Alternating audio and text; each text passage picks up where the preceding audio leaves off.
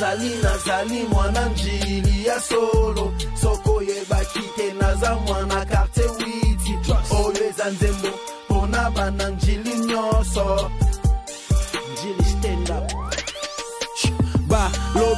Bienvenue sur Bolo Coco officiel. Bonjour et bonsoir. Ça dépend. Il y a heure où vous avez Dorcas Bolo Coco en direct de Bolo Coco officiel. Merci à tous mes abonnés. Nabakutu Balandaranga, Gauloise, Gaulois, Gladiator, Abakou. Quand je vous aime tellement, likez vidéo, n'a commenté, partager les manières ou façon de soutenir Dorcas Bolo Coco. Batitre nanga ebe tsakoli bakute ceux qui dorent ça sali bebe tsakoli bakute et la façon pour la tirer bino ba ebota la rabiso. Et voilà, merci beaucoup à mon sponsor SMK Empire maison de production. Un grand merci aussi à mon manager Smoking 9D 7 8 depuis l'Angleterre. Merci à AB Prince. AB Prince, merci à toi batou bazon a besoin ba mon AB Prince. Contactez Dorcas Boloko AB Prince Mobimba. Et voilà, les Lozali, deuxième partie Nabiso, il y a émission avec ingénieur Benjamin Fouti Oyowapi, Tomesana Koya Kola Kisae. N'est-ce pas Rabino qui a besoin de Mama Bello, on a besoin de Tonga. Donc, on a besoin de ça là-bas, on ça là-bas, donc. Na ba commune moko na vandaka quelqu'un beza bien na lingi na sale lango don Dorcas Boloko kwaza wana toza elongo ingénieur Fouti obengi kaka okozwa ingénieur Fouti Benjamin. Dans la deuxième partie de l'émission, je crois que vous avez extrait la première partie, c'est pas ça qui est qui mais le lot est au côté yango na ndenge mususu. L'ingénieur va nous expliquer to combien niveau nini marambo tozo mona eza ndenge nini mabaya oyo utilité na nini ndevandi. Ingénieur Benjamin ko ki dia ko sala entrée na yo et bonjour et bienvenue. Bonjour Dorcas. Bonne santé. Ouais, santé, ça allait bien. L'Angolo ensemble toujours tous en forme. Voilà, merci ingénieur. Les lots, vous m'avez tous et pour n'avoir pas qui batou, bien sûr, on a un ingénieur tout ça la première, deuxième. Titre on commence à la troisième. Les lots, on a la deuxième partie émission, on a bien signalé batou et tu veux qu'on visite encore ingénieur. Tout le monde va m'abailler télé. Tout le monde est bien rebelle, mais tout le monde a signification de notre ingénieur. Tu combien de niveau? Ouais, tu vois, un niveau pour les planchers, dalle, il y a rez-de-chaussée. Donc, tu sais que ça, il y a deux niveaux. Voilà. C'est-à-dire rez-de-chaussée plus premier niveau et deuxième niveau. Maintenant, tu vois, un souk à rez-de-chaussée. Donc, tu peux mettre un coffrage. Tout ça, le lot va retoucher, il va travailler pour que demain, tu vas couler plancher, dalle, tout aussi ça rez-de-chaussée pour te faire mais les colons na biso toujours mon abatu bazali colons mais toujours mon mabaya mabaya au utilité na mon ouais tant que vous voyez qui m'a liboché tout ça qui na niveau de fondation dès que tu sais ça qui fondation tout ça il m'a mort élévation et tu couler ba colonne maintenant tout ça à niveau à dalle mabaya au rôle na mon juste ils a le droit ba pied droit ils ont soutenir biso pour non te couler béton dans les colons on a tout ça les ferraillage il y a ma bendé ou ko yamba charge il y a béton alors il faut que tout ça la coffrage et simba yango jusqu'à ce que ceux qui te coulé après 21 jours tu décoffrer dans le mabaya oyo et dans les tiraliso sans problème donc ça déjà combien de jours depuis au bandi kotomanda ko les lots dans la 15e jour na biso d'accord banda to bandaki normalement tout dans na contrat qui après 17 jours de couler dans après 17 jours de couler dans le contrat normalement il y a 3 mois que c'est ça deux niveaux batu bakoti bavandi donc dans le batu bakoti bavandi ezate qui est aussi licite non na ba finition carreau plafond plomberie électricité tout aussi ici to PC ba clé na ye et yé azongi parce que mukolo chantier azape moi na poto il est sur place na Congo je crois que tant que aussi ça il va témoigner de Benjamin construit na misala tout ça là. Voilà, merci beaucoup Benjamin Frité, Tozawa et moi combien de chambres et un mouvement de nini tous on arrête un salon tous on arrête une chambre et on peut expliquer bah tu vas dire bayeba ou wapi chambre wapi salon ouais ah ouais ils allaient le pan à part voilà ils allaient de Konabiso congolais diaspora à Sombaki le pan à wana lemba ils allaient juste 7 mètres sur 10 voilà. Alors beaucoup de gens architectes monsieur Soubalobaki qui non c'est pas ces amoukier on a auto exploiter en hôtel mais tout cela qui maël à tel point qu'il na chez awa tout allez appartement moko, il y a 2 chambres, salle de bain, cuisine, na toilette visitée. D'accord. Donc place tout télémi oyo précisément ezali parking. Donc tous en garage ya mutuka moko na C awa. On ezali entrée à portail et place oyo ezali biso vide de l'autre côté ezali escalier. OK. Donc côté coulant tous en a 2 chambres. Salon, chambre, les 2 chambres on a besoin ko kabola salle de bain moko pour na ba mibale et tous en a cuisine. Il y a libanda pour un appartement. D'accord. Dans le colo, na premier niveau, on a image les cas. Vous allez dans 3 chambres, salon, cuisine, salle de bain. Donc dans le colo, on a 2 salles de bain, 3 chambres, cuisine, 4 plus 4 vérandas. 2 vérandas liboso, 2 vérandas en négation. Et dans le deuxième niveau aussi, ils allaient identiques, idem dans le premier niveau. Ok, voilà, donc, je crois qu'il est beau comprendre une façon ingénieur à ça la place où tu allais à l'objet bien, ils allaient parking.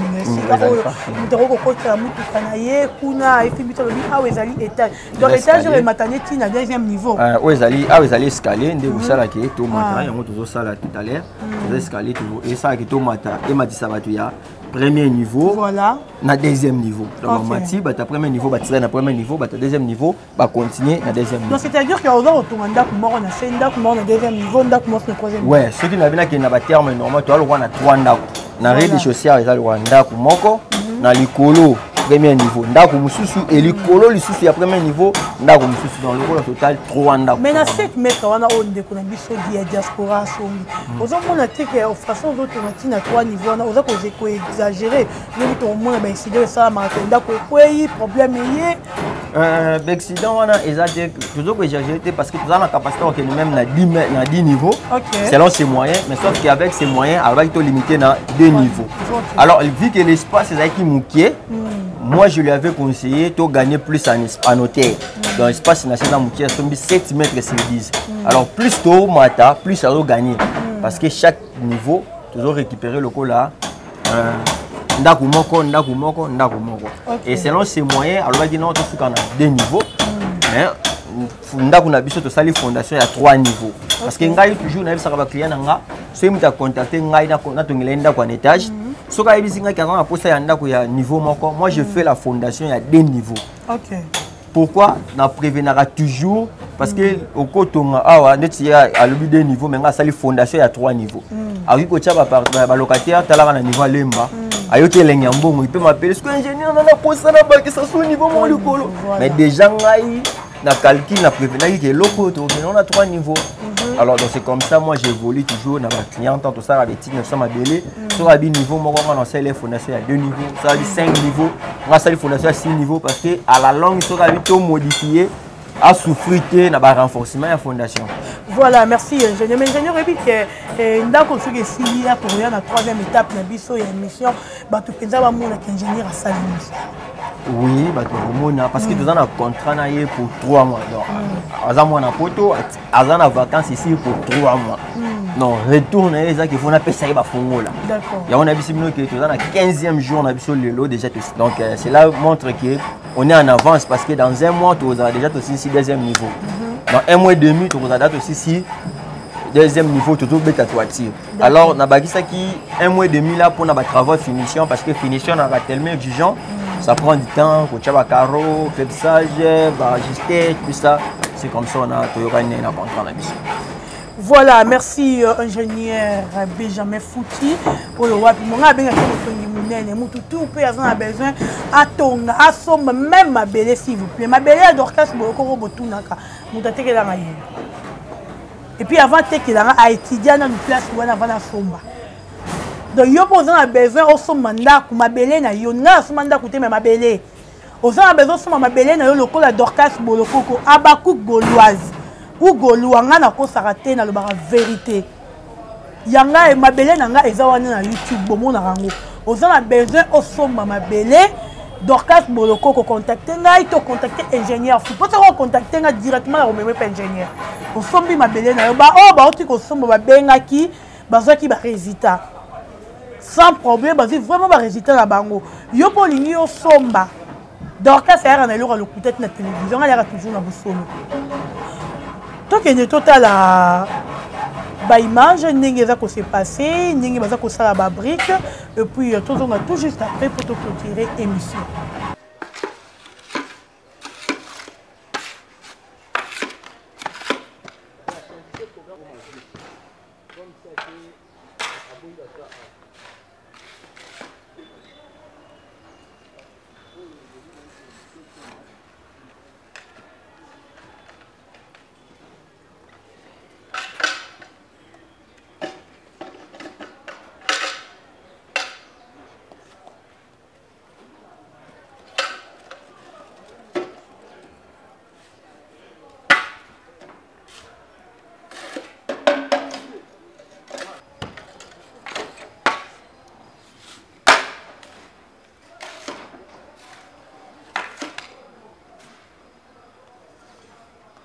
Vous avez vu les images avec l'ingénieur Benjamin Fouti, Moussalo Azaro Sala, Dorcas Boko Azara Moutate.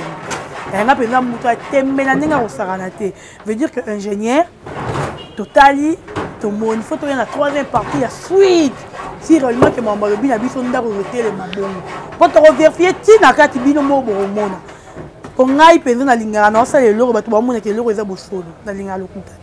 Ingénieur Benjamin. Et tozongeli yo to comme ya biso vraiment na suka to moni musala o sali to moni ba brique to moni ndenge za ko salama ndako wana pezo to ngalisusu to ndenge yango na yebisi no ba brique wana go bon tozobeta tozana contrat ya 3 mois moni déjà pendant que nga nazo tonga awa ba brique déjà à premier niveau yango ne zobeta ce qui to couler dans le lobby bah tu vas dire que ça la ferraillage de manière que tant toujours découvrir malamoko toujours kende dikolo donc c'est pour montrer que tout ça contrat vraiment il y a 3 mois tout est bon donc tout doit avoir na devoir à exécuter pour que misale salama.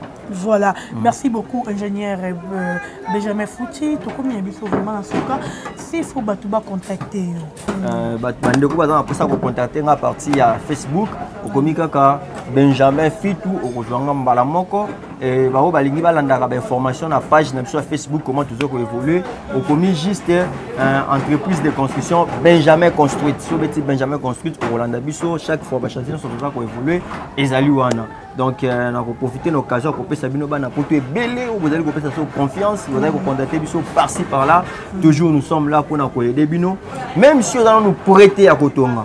Contactez Bisso pour nos conseils, pour nos orientations, on va vous orienter dans la façon qui est au récit dans le projet. Donc, on a fait vous avez ébélé à toute ma famille qui sont en Europe, hein, mes sœurs propres, donc Visionné Fitou, hein, Sarah Fitou, Mamie Fitou, donc Ritz Fitou depuis Londres, donc il y a bien mon mot belé, on est ensemble et à ma femme, hein, ma fille Ritz Fitou, vous tous, je vous salue beaucoup.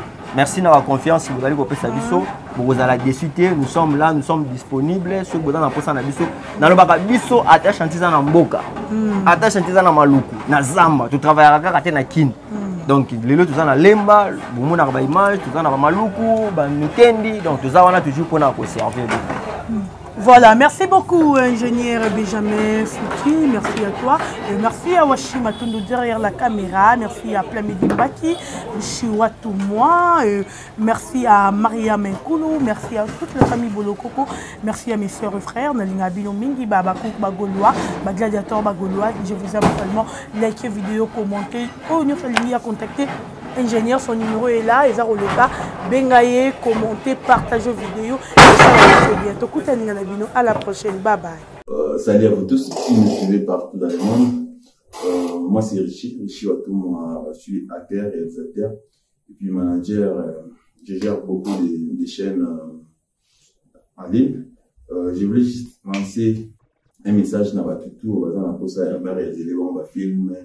Aux chaînes yo, aux gens pour ça va gérer le héros, aux gens pour ça tourner film, aux gens pour ça kutana d'artistes, mon tourner na bango, aux gens va contacter. Donc nous on est là, notre agence est là pour nous faciliter ba bilo kwa nyonso. Aux gens va tout travailler là bon, aux gens va travailler là bon mais bazo ko faucher bino, ba caméraman tout comme ba matériel, aux gens ba matérialité pour contacter biso. Aux gens la fête à mariage. Vous en ça va couvrir n'importe quel logo. Donc, merci. Et puis, Zambé, appam pour la bino. Et puis, Zambé, appam pour la paix. Notre cher beau pays, Congo. Merci. Nazali, mwananjili ya solo.